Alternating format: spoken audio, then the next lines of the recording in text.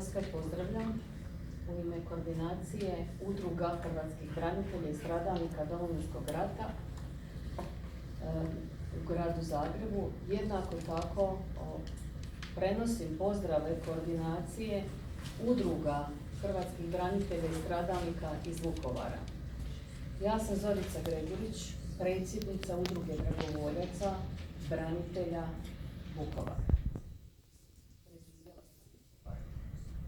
Današnja tema tiskovne konferencije duboko me pogađa iz nekoliko razloga.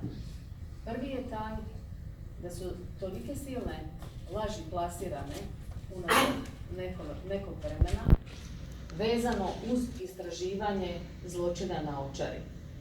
Zločina koji hrvatske institucije nisu smatrale vrijednim istraživanja sve do 2016. godine, kada je koordinacija podnijela kaznenu prijavu i kada je oformljen predmet Ovčara.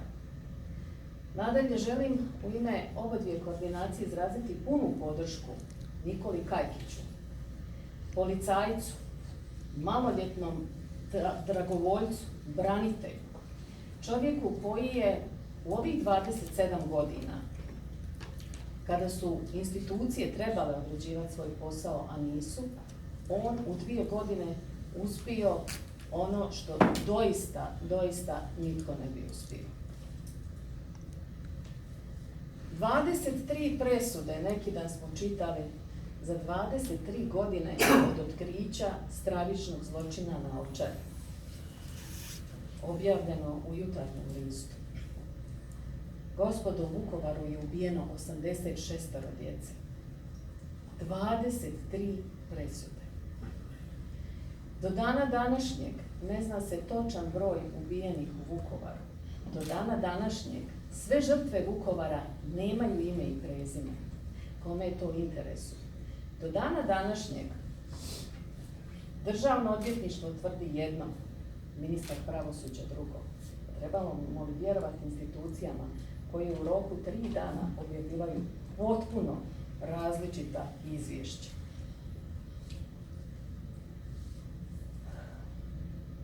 Preživjela sam Vukovar i zato mi je teško ovako govoriti, jer umjesto da istražujemo i borimo se razotkriti krvnike s Ovčare i svih ostalih stratišta Hrvatske, mi istražujemo, odnosno institucije, ne samo istražuju, nego su pokrenule, ovo se već može nazvati linčom, onih koji razotkrivaju istinu. Nude nam kaznene prijave 2 osoba koji nisu, zamislite, dostupne pravosuđu. Ne samo što nisu dostupne pravosuđu. Spasoje Petković Štuka, protiv kojeg je podignuta kaznena prijava, policija podigla kaznenu prijavu, i osoba koja nije dostupna pravosuđu u Hrvatskom, ne samo što fizički nije dostupna pravosuđu, nego zato što nije dostupna pod tim imenom i prezimenom pod kojim ga traže. Jer Spasoje Petković Štuka se više tako ne zove. On je svjedok pokajnik, promijenjen mu identitet i sada se zove Ilić Slobodan. Međutim, kaznena prijava nije podnešena protiv Ilića Slobodana, nego Spasoja Petkovića Štuke. Dakle, toliko o ozbiljnosti naših institucija da doista sude i procesuiraju ratne zločince koji su doista počinili nezamislive ratne zločine.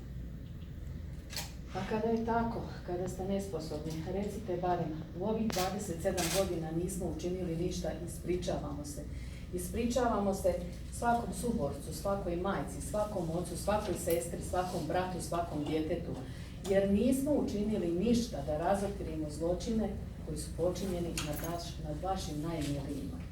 Ali mi to nismo doživjeli. Mi smo doživjeli da institucije progone svoje djelatnike koji razotkrivaju ratne zločine.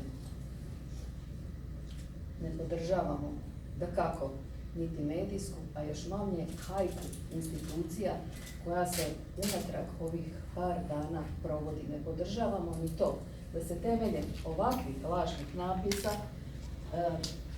i objavljivanja razvodnjava cijela priča, da se dijele braniteljske udruge i da se od nas traži da se izjašnjavamo o nečemu u čemu je stav mora biti jedinstven.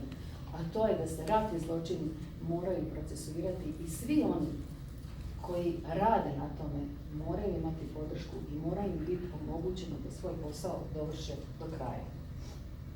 Kako vidimo, imamo jednu novu metodologiju progona institucija, a to je da se kaznenim prijavama jednostavno stopiraju oni koji istražuju ratne zločine.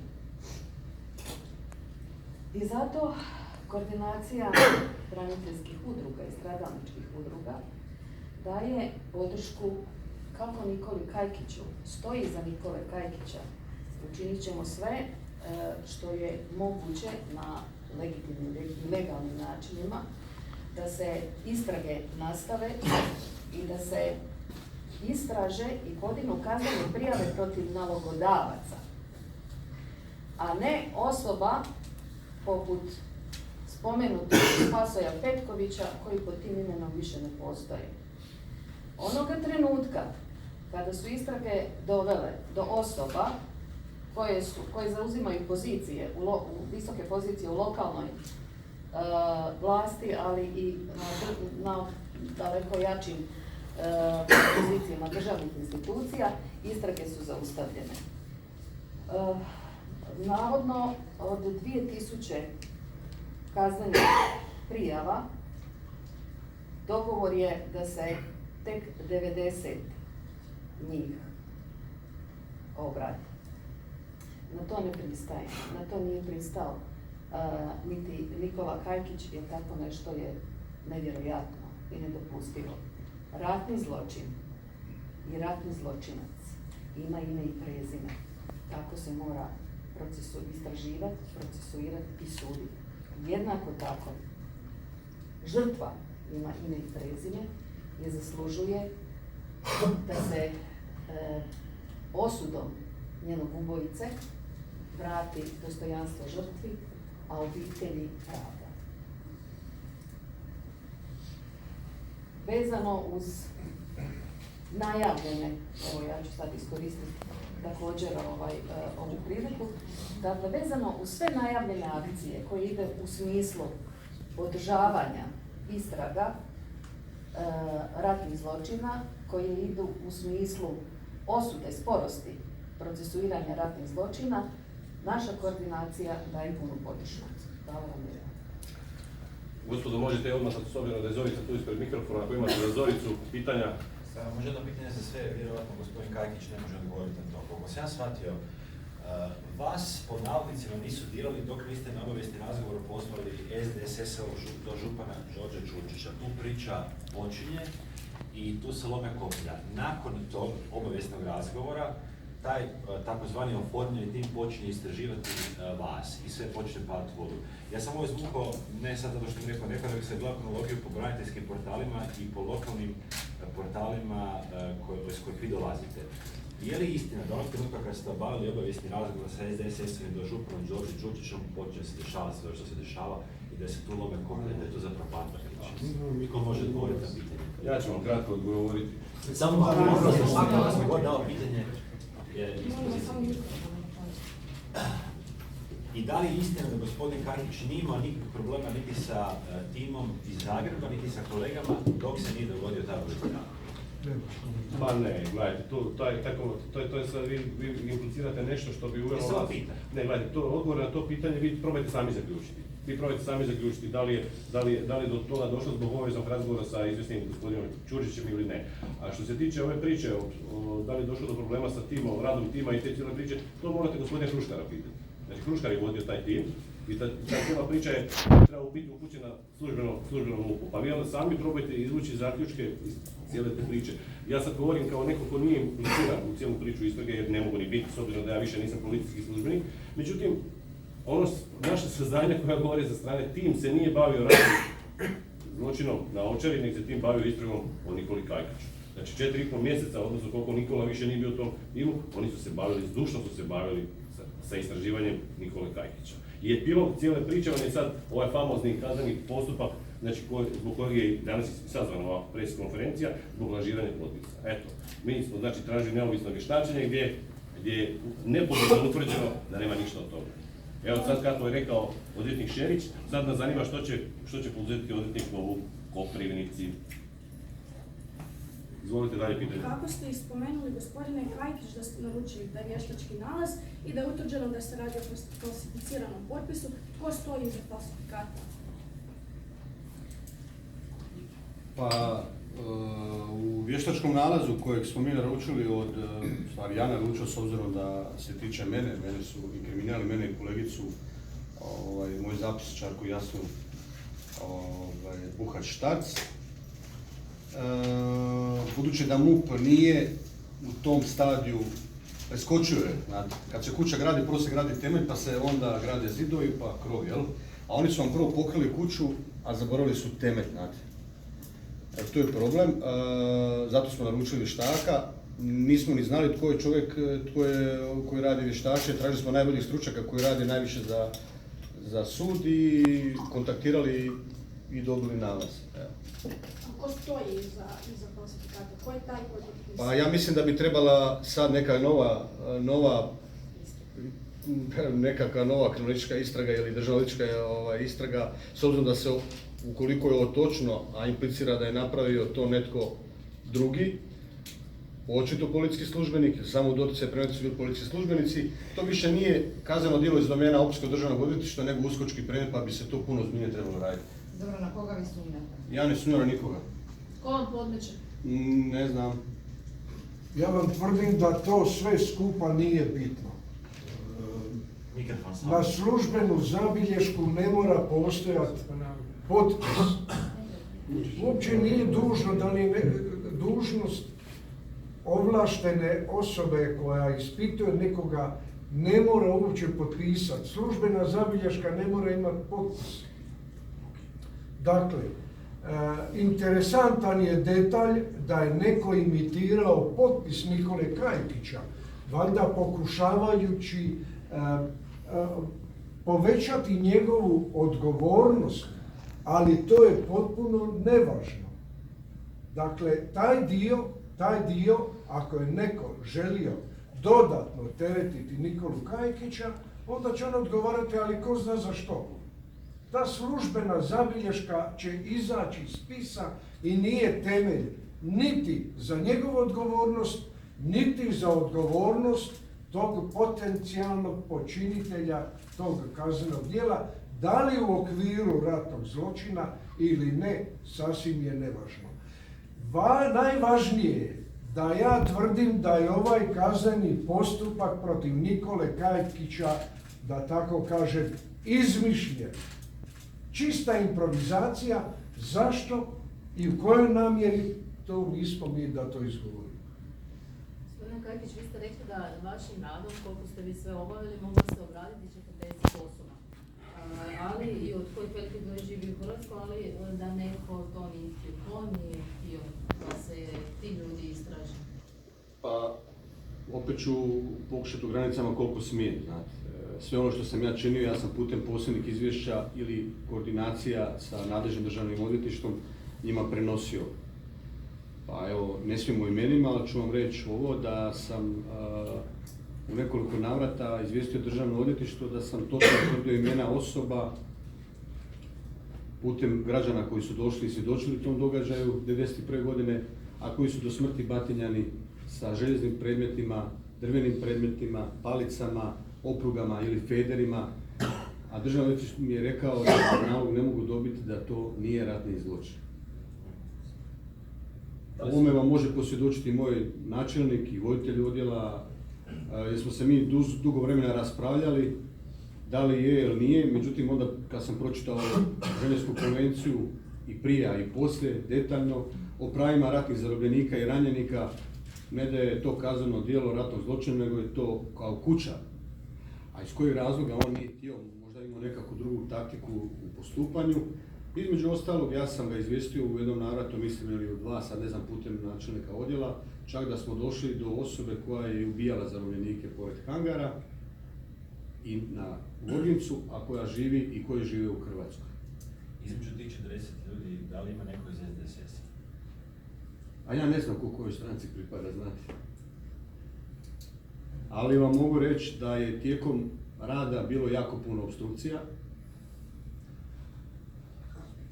Od pojedinaca s razine lokalne politike, o tome sam ja čak i pisao službenim zabilješkima, to dobro zna, a bilo je određenih opstrukcija i od obavještajne agencije. Jeste li vi obavili obavijesti razgovor s gospodinom Đorđem Čučićem, možete li to potvrditi, ako možete, koji datum? Ne smijem vam to ja reći, ali mislim da je on sam negdje na televiziji potvrdio da je bio na razgovoru i da je bilo korektno. Ste vi možda pisali neku konkretnu kaznenu prijavu protiv nekoga od tih 40? Ja, nažalost, nisam mogao pisati kaznenu prijavu jer mi je državni odvjetnik rekao da ga o svemu moram izvijestiti putem posebnog izvješća. Pa tako i samo posebno izvješće vam je pisana obavijest o počinjenom dijelu. On je mogao i temeljem tog posebnog izvješća postupati, međutim, ja smatram po onome kako je rađeno da je bila intencija da se sve objedini na kraju i da se očito onda grupno po tome postupa. Ali, kažem opet, s obzirom da su svjedoci manje više već u starijoj životnoj dobi, dosta njih, po meni je bilo nužno za određena kaznena djela, posebno streljanja i batinjanja do smrti, njih snimiti, saslušati, jer onda to može u postupku istrage, jer ovo nije bila istraga, ovo je bilo prikupljanje obavijesti, to onda može biti dokaz u kaznenom postupku, ako se ne varam odvjetničar, da. Ako se slučajno tim osobama nešto dogodi, s obzirom da je bilo tijekom tog razgovora, određene osobe su čak nakon što su nam davali određena saznanja, počeli plakati i prijetiti da će se ubiti jer ne mogu živjeti s tim. Zašto to državno odvjetništvo ne bi procesuiralo? Ja sam policajac. To ćete morati pitati u državnom odvjetništvu. Dobro, vi sad držite presicu na koja govori. Pa ja sam policajac, ja vam mogu samo reći da je nekoliko puta na koordinaciji došlo do, ne do sukoba, nego do otvorenog razilaženja u mišljenjima između mene i državnog odvjetnika vodio taj predmet, najviše oko tog batinjanja zarobljenika, a poslije oko streljanja. Ali gledajte, on vodi postupak, ja sam policajac, mi smo produžena ruka državnog odvjetništva, znate, ja ne mogu ništa napraviti iz njega. On je meni točno u nalogu dao šta ja trebam napraviti, a poslije sam ja to dopunjavao u kontaktu s njima, šta smo otkrili, onda mi je rečeno u kojem smjeru trebam ići, znate. Opet ponavljam da to nije bio stadij istrage, to je bio stadij prikupljanja obavijesti, znate.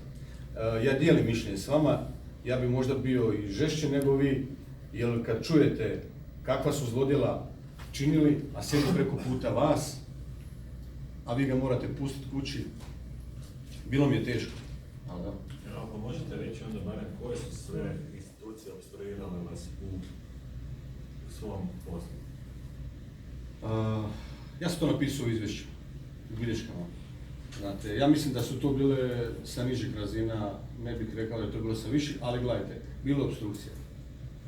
Bilo je opstrukcija i u ovom trenutku ne bih mogao govoriti više jer mislim da bi se doveo u jednu tešku situaciju, ali sam dobivao upozorenja i od samih građana srpske nacionalnosti koji su dolazili, pa mogu vam reći samo otvoreno da su predstavnici Srpske obavještajne zajednice također opstruirali, dolazili su tu, o tome sam također obavijestio SOA-u, šta je poduzeto ne znam. Ali interesantno koliko je u zadnje vrijeme nastao pritisak od obavještajne zajednice prema meni, ja vam to ne mogu pisati.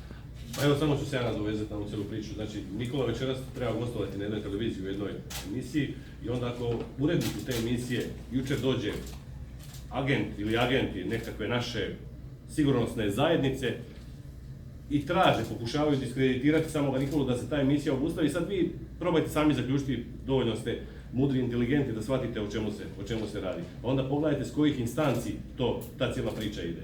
Nije baš, ja sam bio dio sustava jako dugo, a pogotovo toga dijela sustava sigurnosnoga. I znam kako vertikala funkcionira. Ne mogu ja kao agent otići na bilo koju vašu kuću, znači, i reći, slušajte, ajde malo nemojte, pustite tu temu i pustite dolje. Znači, morate razumjeti, ja znam vaš interes informiranja javnosti, ali morate shvatiti da je ovo vrlo, vrlo osjetljiva stvar i da se tu ne može... Ja mogu reći samo da sam radio časno i pošteno, profesionalno, stručno. Kao što znate, ja samo ne da sam policijski službenik, zato sam srednju policijsku školu, nego sam i diplomirani pravnik, imam položen pravosudni ispit. Ne da znam previše, ali znam dosta kako se moram ponašati i postupati u ovakvim radnjama. Žalosno je da su kolege koji su naslijedili moj predmet išli kod građana s kojima sam obavio razgovor i pitali su ih da li sam ih tukao ili bilo koji način drugi prisiljavao da mi daju izjavu ili da mi kažu to što se dogodilo. Ja mogu reći samo da ja u životu nisam udario čovjeka i da način represije ili sile, kako su oni to pokušali, prvo su mi to pokušali naći, apsolutno je neprihvatljiv. Ja sam isključio do svega do čega sam došao komunikacijom, razgovorom. Taj razgovor je nekad trajao jako dugo, ali evo, jako puno građana je bilo na razgovoru i razgovarao sam s njima i normalno je da kad puno radite da do nečeg i dođete. Znate, kad dođete do nečega onda vas to vodi još do nečeg i tako vam to ide, tako se to širi. I evo, ja sam uspio i na to sam ponosan. Žao mi je što nisam uspio sudjelovati u samom kraju do toga.